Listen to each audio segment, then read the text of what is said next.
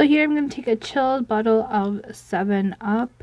And this is a frozen Minute Maid peach punch and also a Nestle iced tea in those concentrated cans. And here I'm adding the peach punch, and the recipe calls for 3 cups, or the concentrated cups, of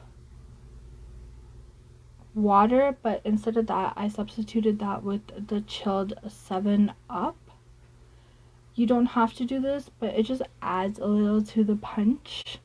Next, I'm going to add the iced tea, which is so difficult to take out. But we got it there.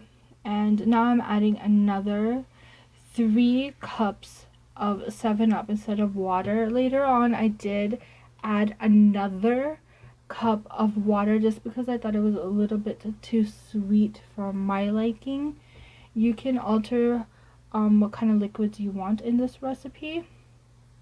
Now all I'm going to do is attempt to mix it all up and dissolve it the best that I can. Here we're going to add some ice and scoop it into a cup, and it can be served to Sunday school students or youths, or have it at a Christmas party or function. I've tried this many times and it worked out great every single time, and I hope you enjoyed it too.